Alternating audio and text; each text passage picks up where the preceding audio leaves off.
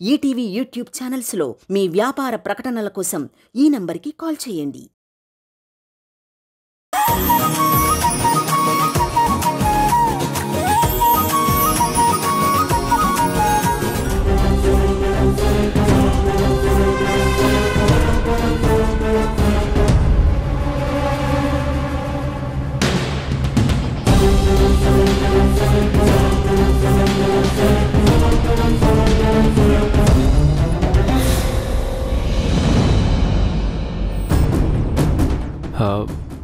Madam పిలిచారంట.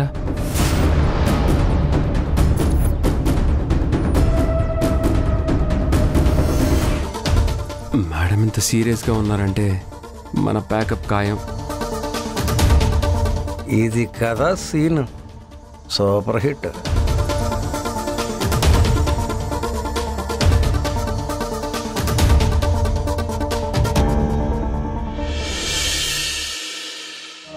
Madam, నేను ఆ రూమ్లోకి రావటం తప్ప ఉండొచ్చు, కానీ ఈ విషయం మీకు చెప్పడం నా బాధ్యతలా ఫీల్ అయ్యాను. తప్పు ఒప్పో మిమ్మల్ని అలా చూశాక నా వల్ల కాలేదు మేడం.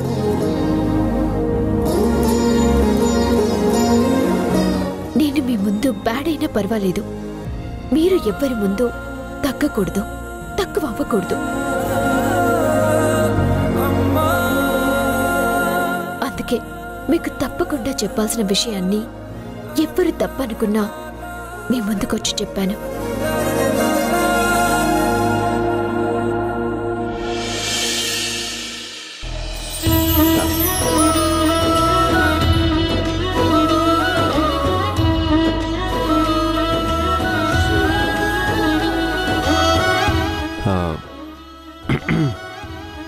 మేడం నవ్వుతున్నారా?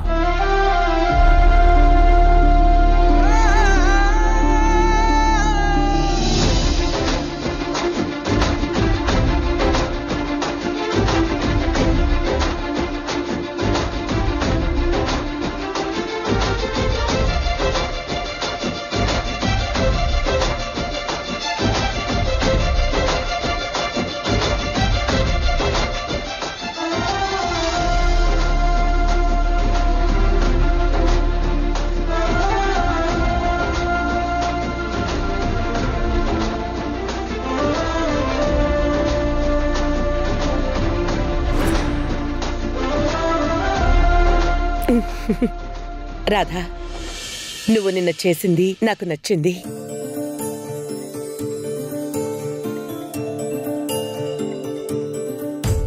నా కోపం మిమ్మల్ని ఆట పట్టించడానికే. కంగారు పడకండి. అమ్మయ్యా, నా జాబ్ సేఫ్. అమ్మో,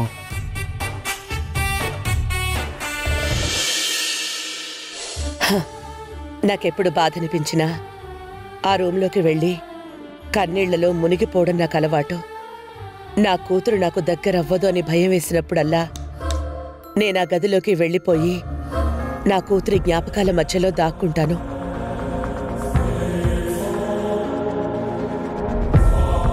అది నా వీక్నెస్. కానీ నిన్న నువ్వు చేసావే, అది నీ స్ట్రెంగ్త్. నువ్వెప్పుడు అంతే ధైర్యంగా ఉండమ్మా. తప్పో ఒప్పో నీ కర్తవ్యం మీద నువ్వు నిలబడు. మీరొచ్చి కొంతకాలమే అయినా వచ్చి నాతో మాట్లాడారు. గడిచిన ఈ 20 సంవత్సరాలలో నా కుటుంబ సభ్యులు కూడా ఆ ధైర్యం చెయ్యలేదు నాతో మాట్లాడ్డానికి. కానీ నీకా ధైర్యం ఎక్కడి నుంచొచ్చింది? పైగా నిన్ను కూడా కొంచెం కోపగించాను. ఏమీ అనుకోకమ్మా. పర్వాలేదు మేడం.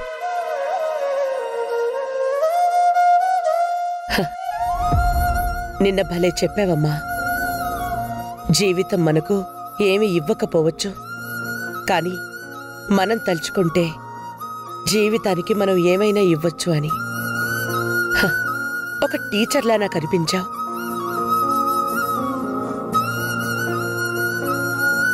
You're really great, అమ్మా.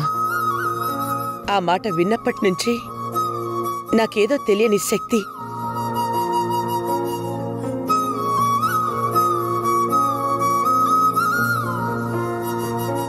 నేనలా బాధపడుతూ ఉంటే అక్కడ బోర్డు మీటింగ్లో కూర్చుని ఆ భ్రమరాంబ నక్క పన్నాగాలతో పిల్లల భవిష్యత్తుని మన ఇన్స్టిట్యూట్ గౌరవాన్ని నాశనం చేస్తోంది.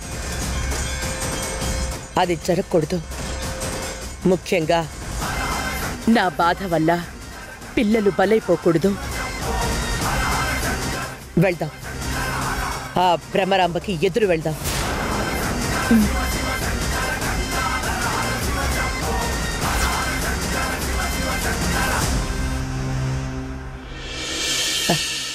ఇంతకీ టిఫిన్ చేశారా?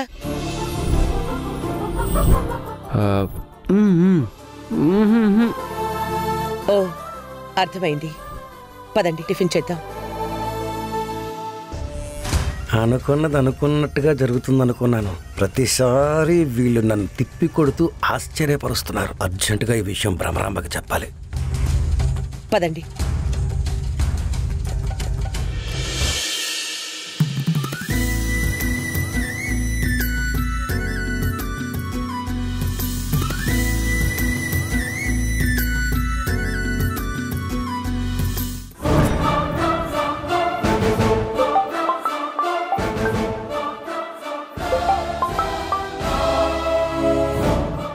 మేడం, నేను మీకే కాల్ చేద్దాం అనుకుంటున్నాను. ఈ లోపల మీరే కాల్ చేశారు. చెప్పండి మేడం.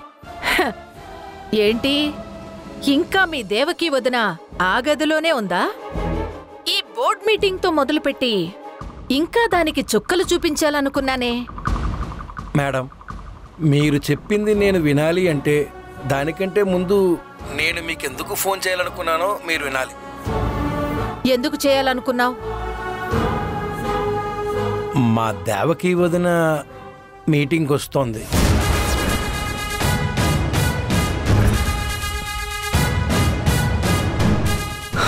అదేంటి, అలా ఎలా జరుగుతుంది? అయినా దేవకి ఆ గదిలోకి వెళ్తే రావడం కష్టమని నువ్వే చెప్పావు కదా. కానీ ఆ రాధ మా వదిని బయట తీసుకొచ్చేసిందండి. ముందు వదిన కోపం చూసి ఆ రాధ పని అయిపోయింది అనుకున్నాను. కానీ ఆ తర్వాత వదిన మాట తీరు చూస్తే అప్పుడు అర్థమైంది వదిన కంప్లీట్గా మారిపోయిందని. చూస్తుంటే ఆ రాధ చాలానే చేయగలదనిపిస్తోంది. చాలా తక్కువ టైంలో ఊహించని విధంగా మా వదినకి దగ్గరైపోతోంది. ఇది ఇలాగే పోతే ఇక మీరు చెయ్యబోయే ప్రతి విషయంలో ఆ రాధే అడ్డు. అది నాకడ్డేంటి? పిల్ల మొక్క తుంచి పడేస్తా. చూస్తూ ఉండు, మీ వదినని బోర్డు మీటింగ్లో ఎలా బురుడి కొట్టిస్తానో. నువ్వు ఏమైనా అనుకో శేషు, మీ వదిన వెనక ఎవరైనా ఉండని టెండర్ విషయం నుండే నా చేతిలో మీ వదిన పతనం మొదలైంది. నా ప్రపోజల్స్, నా స్ట్రాటజీస్ నాకున్నాయి. ఎవ్వరు అడ్డొచ్చినా తుంచుకుంటూ పోతాను. రమ్మను, వెయిట్ చేస్తూ ఉంటాను. కలుసుకుందాం బోర్డ్ మీటింగ్లో.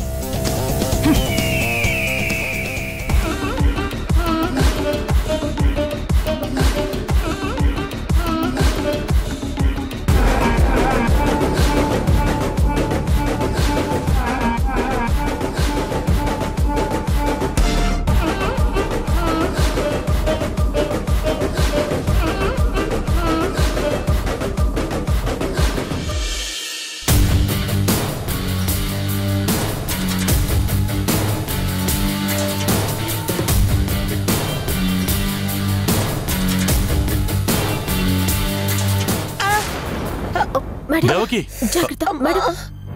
ఏమైంది మేడం? మేడం, దేవకి, మేడం, ఏమైంది? గట్టిగా తగిలిందండి. బాగా పెయిన్ గా ఉంది. మేడం, చాలా నొప్పిగా ఉంది. మేడం కొంచెం బాగా తీసుకురండి మేడం. అలాగే అమ్మా. మేడం, పెయిన్ వస్తుంది. ఇదిగో అమ్మా. అబ్బా, అమ్మా వదిలేమ్మా, ఏం పర్లేదు, అదే తగ్గిపోతుందమ్మా. ఏం కాదు, తగ్గిపోతుంది. పర్లేదు మేడం. వద్దు రాధా నువ్వు రాయ్. వద్దు నాన్న, ప్లీజ్ నా మాట విను. అమ్మా రాధా, నా మాట విను. అబ్బా వద్దమ్మా, చాలు. అయిపోయింది మేడం. చాలా పెయిన్ వస్తుంది. ప్లీజ్ చాలు రాధా, నా మాట విను. ఏం పర్వాలేదండి, తగ్గిపోతుంది. అబ్బా దేవకి,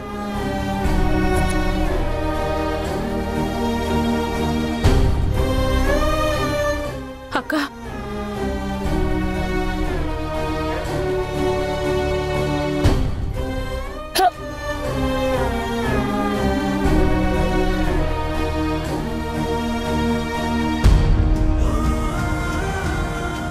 అయ్యో మేడం,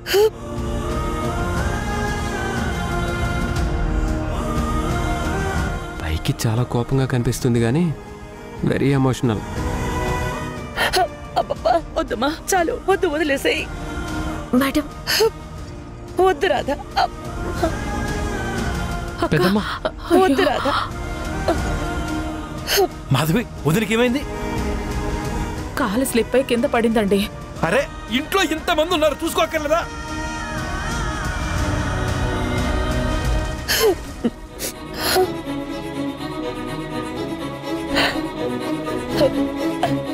ఏంటమ్మా, ఎందుకు కన్నీళ్ళు? అబ్బాయి ఏం లేదు మేడం. నొప్పి తగ్గిందా మేడం? లేదమ్మా, బాగా పెయిన్ వస్తుంది. అనయ్య, ఈవిడేమన్నా ఎంబీబీఎస్ డాక్టరా? డాక్టర్ ఫోన్ చేస్తానండి. అబ్బా చాలా నొప్పిగా ఉంది. హలో డాక్టర్ గారు, పెద్దమ్మా, మీరు అర్జెంటుగా రండి please.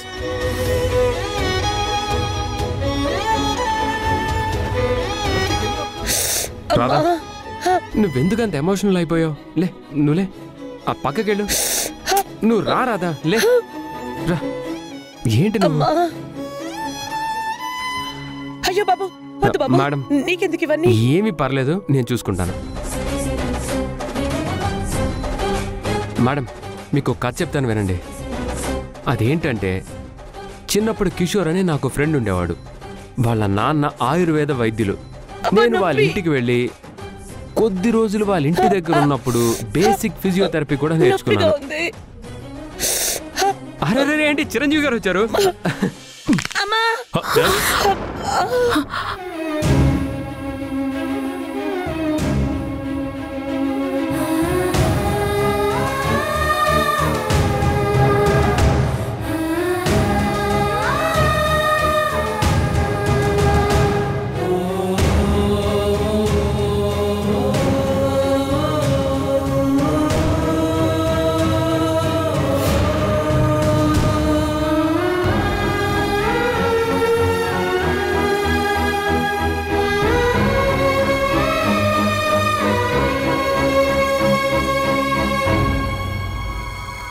Set.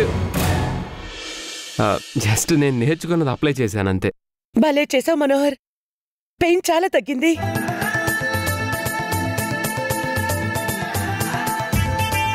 Thank you Manohar, thank you. అయ్యో సార్, ఏదో చిన్నగా అలా. డాక్టర్, ఇక మీరు రావక్కర్లేదు, ఇక్కడికి ఒక డాక్టర్ వచ్చాడు.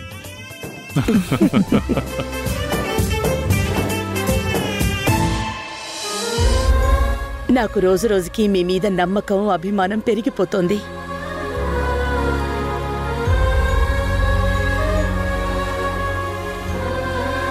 మీరు చాలు నాకు. నిలబడతాను బలంగా. పదండి వెళ్దాం. పదండి మేడం. నమస్తే. నమస్కారం మేడం. అందరూ బాగున్నారా? మేడం.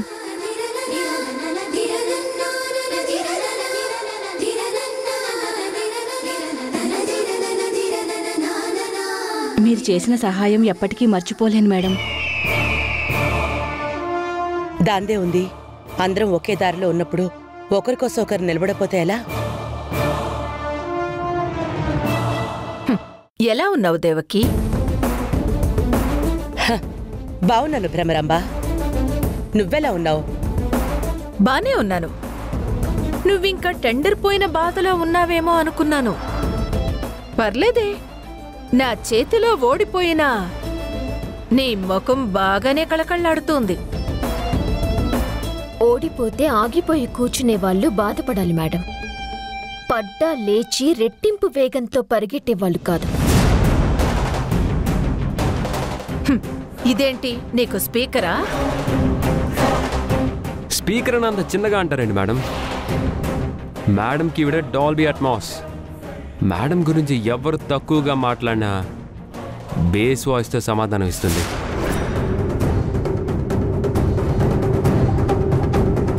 చూడు భ్రమరాంబ, నువ్వు ఎలా గెలిచావో నీకు తెలుసు, నేనెలా ఓడిపోయానో నాకు తెలుసు. మళ్ళీ చెప్తున్నాను, ఈ ఓటమి నాకు చాలా మంచి చేసింది. నా దగ్గర కలుపు మొక్కలున్నాయని నన్ను వార్న్ చేసింది. ఇలాంటి ఓటములు నాకు గెలుపు కన్నా ముఖ్యం భ్రమరాంబ. ఇక ఈ టాపిక్ ఆపి వచ్చిన పని చూద్దావా?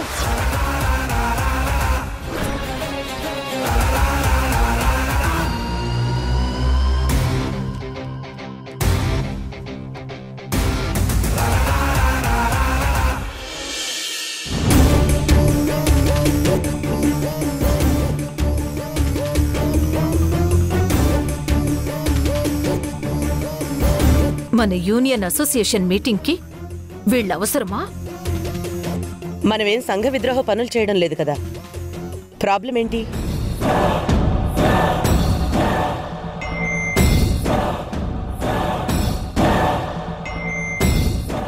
ఈరోజు బోర్డు మీటింగ్ టాపిక్ వచ్చి ఎడ్యుకేషనల్ ఫీజు గురించి. ప్రస్తుత పరిస్థితులను బట్టి, ఎకానమీ బట్టి మన ఫీజులు ఇంకా పెంచాలని ప్రపోజల్ పెడుతూ భ్రమరాంబ గారు ఈ మీటింగ్ పుష్ చేశారు.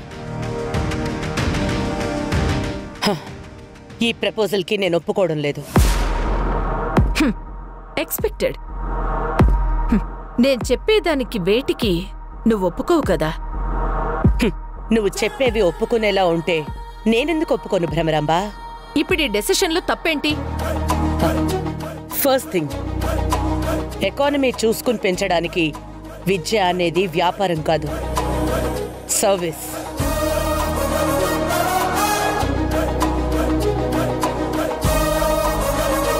మీరందరూ సర్వీసులు స్టార్ట్ చేస్తున్నప్పుడు అనుకునే ఉంటారు కదా, సర్వీస్ చేస్తూ మినిమం ప్రాఫిట్లో ఉంటే చాలు అని.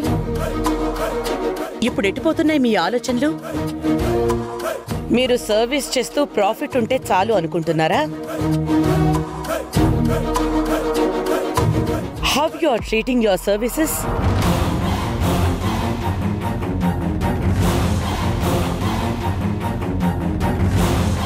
మన సంస్థల పేర్లు చెప్తే గుర్తుకు రావాల్సింది ఫీజులు కాదు, మన సంస్థల రెప్యుటేషన్.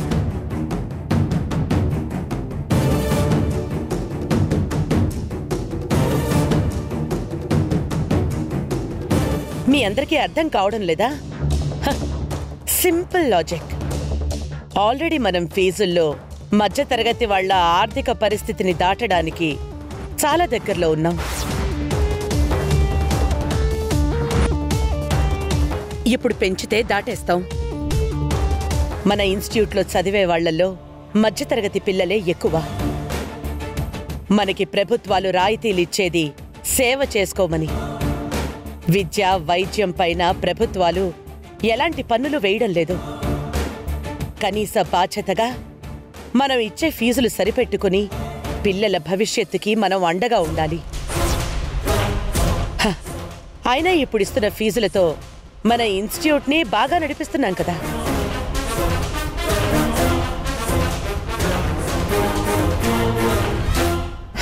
సరే, ఇది నా పర్స్పెక్టివ్. ఇదైతే నేను 100% అగ్రీ. ఇక మిగతా వాళ్ళ ఓటింగ్ మీ ఇష్టం.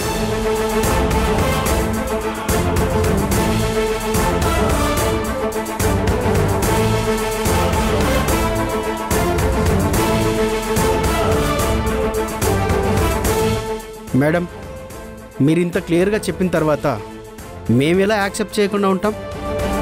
మేము ఒప్పుకుంటున్నాం.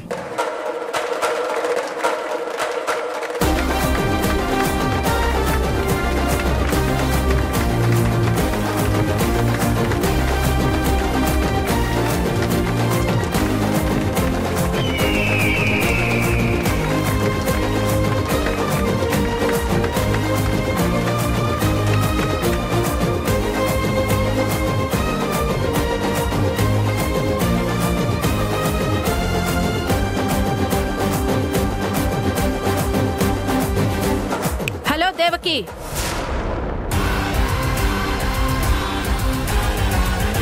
గట్టిగా మాట్లాడి ప్రపోజల్ రిజెక్ట్ చేశాను, అంతా కంట్రోల్లోకి తెచ్చుకున్నానని సంబరపడిపోతున్నావేమో. ఏదో ఒకరోజు గట్టి దెబ్బ కొడతా, కంట్రోల్ తప్పి గిలగిలా కొట్టుకుంటావు. చూడు భ్రమరాంబ, వేసిన జోకులు చాలు. నాకనిపించింది నేను చెప్పాను, కాకపోతే కాస్త బలంగా చెప్పాను. ఇక ఓటింగ్ అంటావా, మిగతా వాళ్ళ చేతిలో ఉన్న పని. వాళ్ళకి ఏది కరెక్ట్ అనిపిస్తే దానికే ఓటేస్తారు. అయినా అక్కడ నీకు రైట్ ఉంది కదా, నువ్వు కూడా మాట్లాడాల్సింది కదా. నీ విజన్ ఏంటో కూడా అక్కడున్న వాళ్ళందరికీ క్లియర్గా అర్థమయ్యేది. తగ్గు తగ్గు,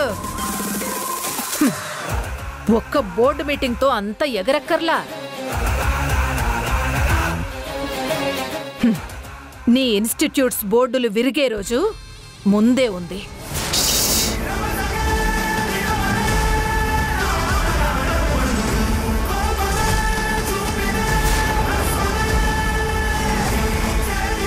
ఇప్పటికే కూతురు దూరమయ్యి సగం చచ్చావు. కూతుర్ని పోగొట్టుకుని చాలు, ఇప్పటికే చాలా ఎక్కువైంది. నువ్వెవతివే?